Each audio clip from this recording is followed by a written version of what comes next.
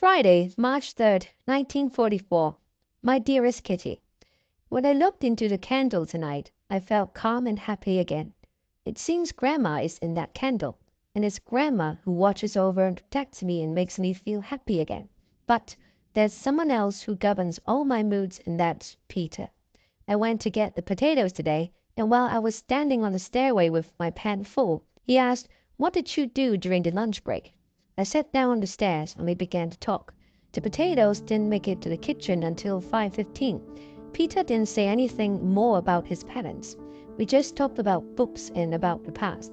Oh, he gazes at me with such warmth in his eyes. I don't think it will take much for me to fall in love with him. He brought the subject up this evening. I went to his room after peeling potatoes and remarked on how hot it was. You can tell the temperature by a look at Margaret and me, because we turn white when it's cold and red when it's hot, I said. In love? He asked. Why should I be in love? It was a pretty silly answer. Why not? He said, and then it was time for dinner. What did he mean? Today I finally managed to ask him whether my chatter bothered him. All he said was, "Oh, it's fine with me." I can't tell how much of his reply was due to shyness. Kitty, I sound like someone who's in love and can talk about nothing but her dearest darling, and Peter is a darling. Will I ever be able to tell him that? Only if he thinks the same of me. But I am the kind of person you have to treat with kid gloves. I know that too well. I know that all too well. And he likes to be left alone, so I don't know how much he likes me. In any case, we're getting to know each other a little better. I wish we dared to say more, but who knows? Maybe that time will come sooner than I think. Once or twice a day he gives me a knowing glance. I wink back, and we're both happy. It seems crazy to talk about his being happy, and yet I have the overwhelming feeling he thinks the same way I do. Yours and Frank. Saturday, March 4th, 1944. Dearest Kitty, this is the first Saturday in months that hasn't been tiresome, dreary, and boring. The reason is Peter. This morning, as I was on my way to the attic to hang up my apron, Father asked whether I wanted to stay and practice my French, and I said yes. We spoke French together for a while, and I explained something to Peter, and then we worked on our English. Father read aloud from Dickens, and I was in seventh heaven, since I was sitting on Father's chair close to Peter. I went downstairs at 11:15. When I went back up at 11:30, Peter was already waiting for me on the stairs. We talked until 1:45.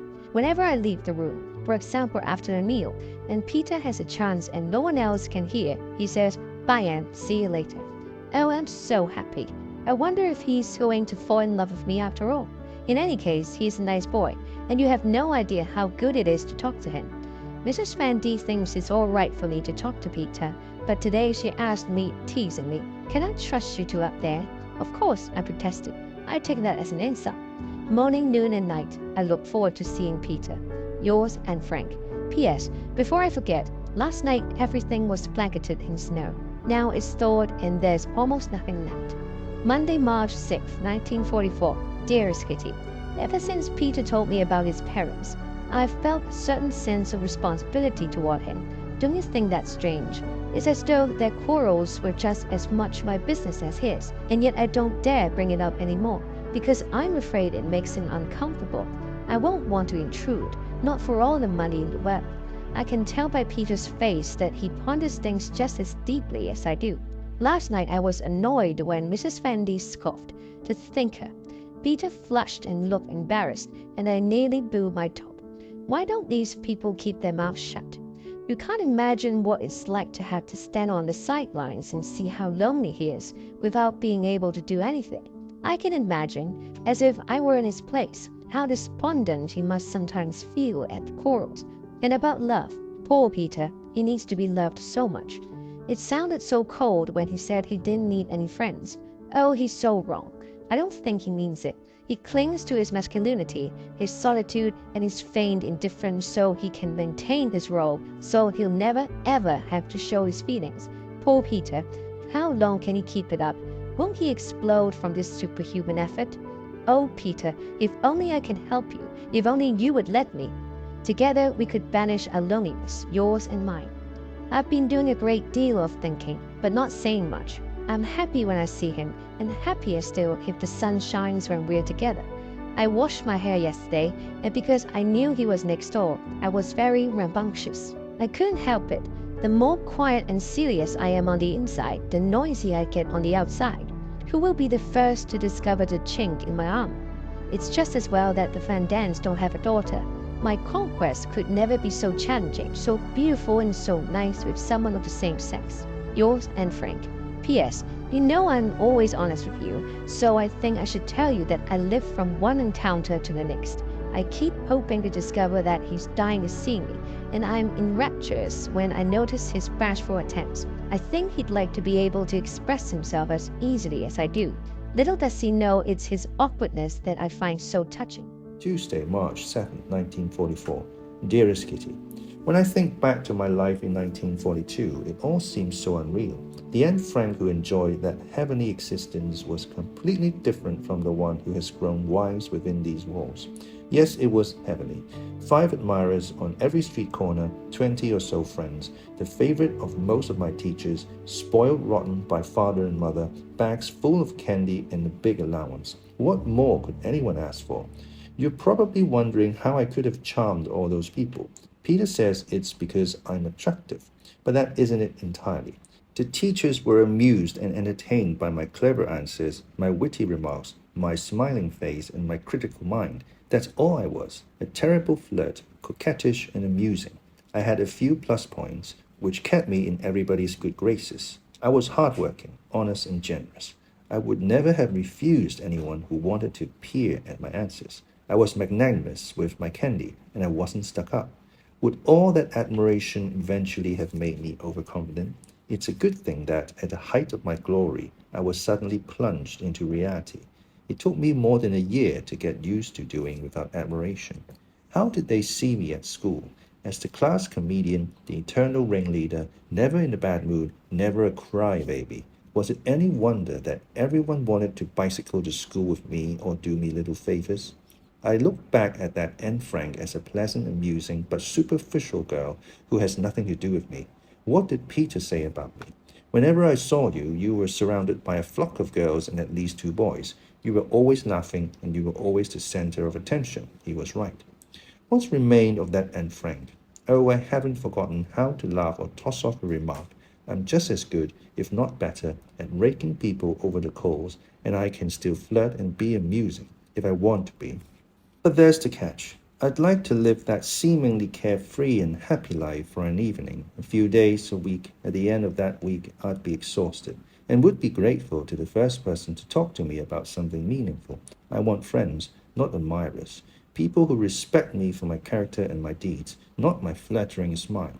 The circle around me would be much smaller, but what does that matter as long as they're sincere? In spite of everything, I wasn't altogether happy in 1942. I often felt I'd been deserted, but because I was on the go all day long, I didn't think about it. I enjoyed myself as much as I could, trying consciously or unconsciously to fill the void with jokes. Looking back, I realized that this period of my life has irrevocably come to a close. My happy-go-lucky, carefree school days are gone forever. I don't even miss them. I've outgrown them. I can no longer just kid around, since my serious side is always there. I see my life up to New Year's 1944 as if I were looking through a powerful magnifying glass. When I was at home, my life was filled with sunshine. Then, in the middle of 1942, everything changed overnight. Quarrels, the accusations, I couldn't take it all in. I was caught off guard, and the only way I knew to keep my bearings was to talk back. The first half of 1943 brought crying spells, loneliness, and the gradual realization of my faults and shortcomings, which were numerous and seemed even more so.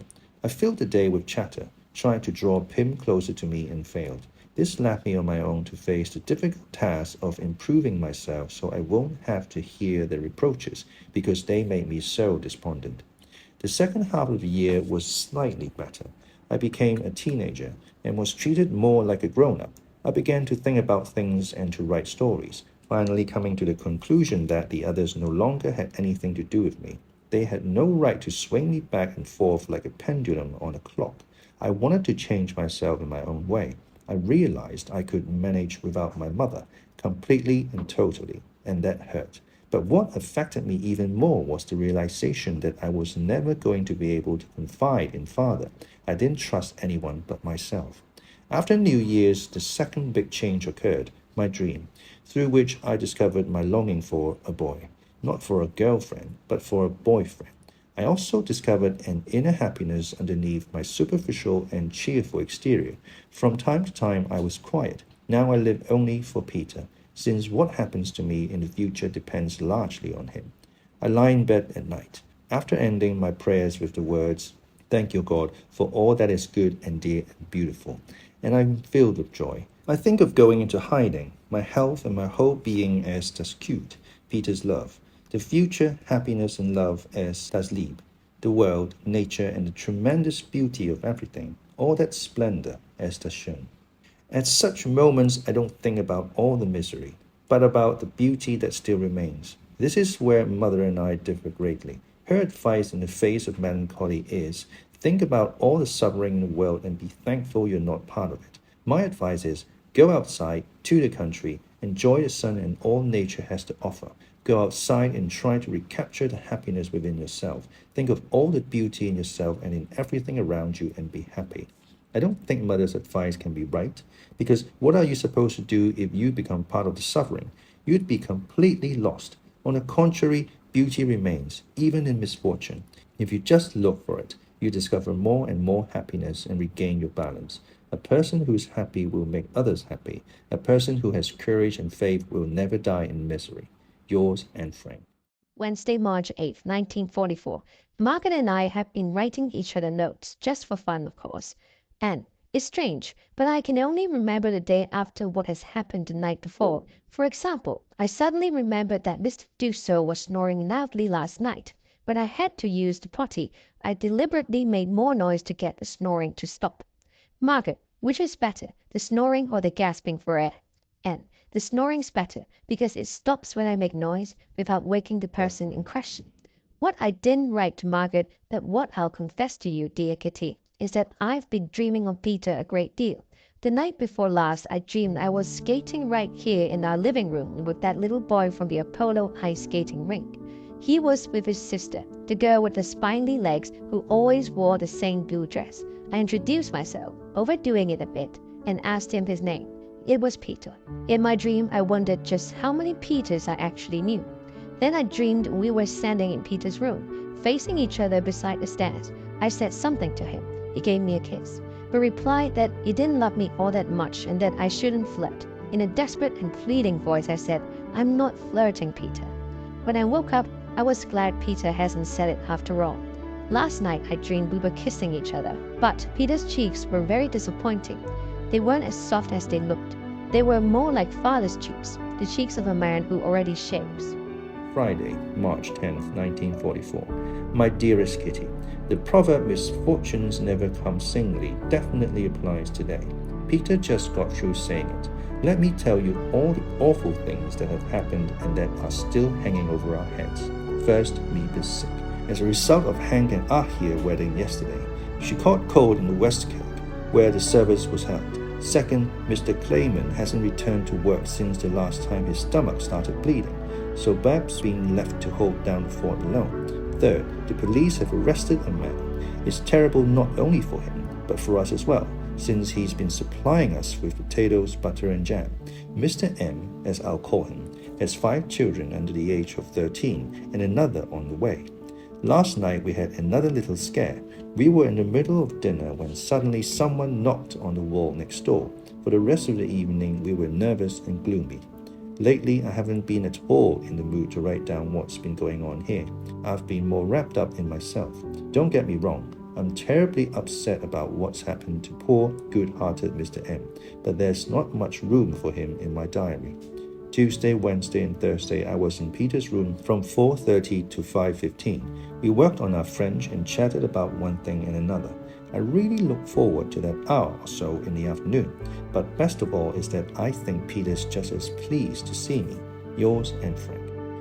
Saturday, March 11th, 1944. Dearest Kitty, I haven't been able to sit still lately. I wander upstairs and down and then back again. I like talking to Peter, but I'm always afraid of being a nuisance. He's told me a bit about the past, about his parents and about himself, but it's not enough. And every 5 minutes I wonder why I find myself longing for more. He used to think I was a real pain in the neck, and the feeling was mutual. I've changed my mind, and how do I know he's changed his? I think he has, but that doesn't necessarily mean we have to become the best of friends. Although as far as I'm concerned, it would make our time here more bearable, but I won't let this drive me crazy.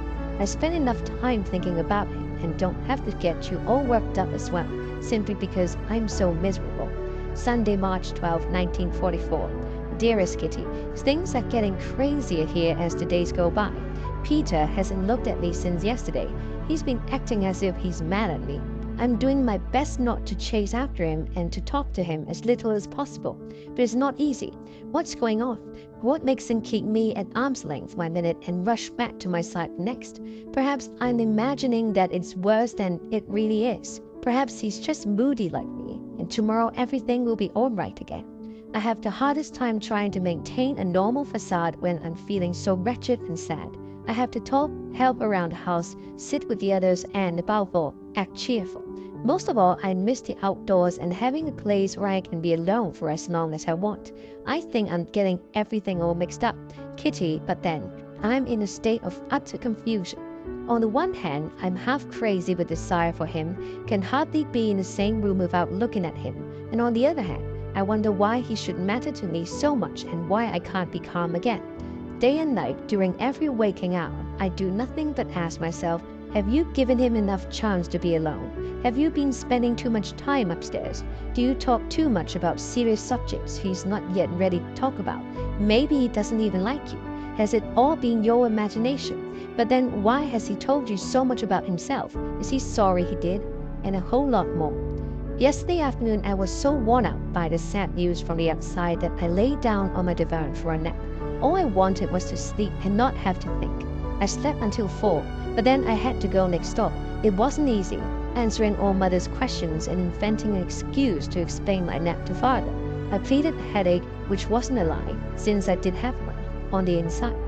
Ordinary people, ordinary girls, teenagers like myself, would think I'm a little nuts with all my self-pity, but that's just it. I pour my heart out to you, and the rest of the time I'm as impudent, cheerful, and self-confident as possible to avoid questions and keep from getting on my own nerves. Margaret is very kind and would like me to confide in her, but I can't tell her everything. She takes me too seriously, far too seriously, and spends a lot of time thinking about her loony sister, looking at me closely whenever I open my mouth and wondering, is she acting or does she really mean it? It's because we're always together. I don't want the person I confide in to be around me all the time. When will I untangle my jumbled thoughts? When will I find inner peace again? Yours, F. Despondent. Despondent. Adjective.